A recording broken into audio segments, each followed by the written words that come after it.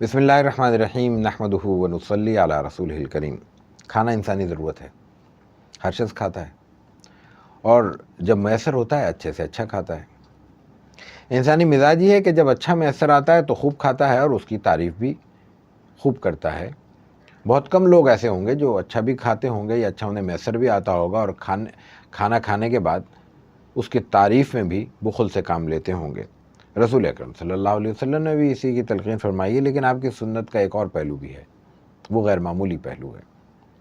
ہمیں جب اچھا محسوس ہوتا ہے کھانا کھاتے ہوئے، ہمارے احساسات اچھے ہو جاتے ہیں تو ہم اس کی عام طور پر جیسا عرض کیا کہ تعریف کرتے ہیں، لیکن جب کھانا ہماری پسند کا نہ ہو یا تو ہم اس کی برائی کرتے ہیں یا ہم بہت اچھے ہو جائیں تو ہم اس کو نظر انداز کر دیتے ہیں۔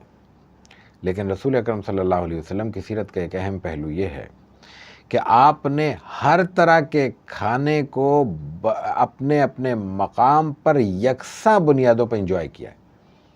یعنی اچھا کھانا میسر ہے، اس کو تعریف کی ہے، اس کو دل جمعی کے ساتھ پورے اہتمام کے ساتھ کھانا کھایا ہے، ضرورت کے مطابق، ظاہر ہے کہ جو آپ کے آداب ہیں آپ نے تعلیم فرمائیں۔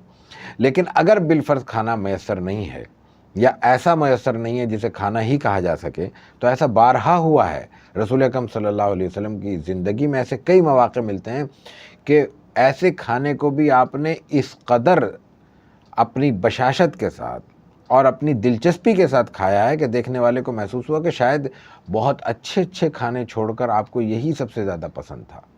یہ کھانے کا ادب ہے جو سیرت طیبہ ہمیں سکھاتی ہے۔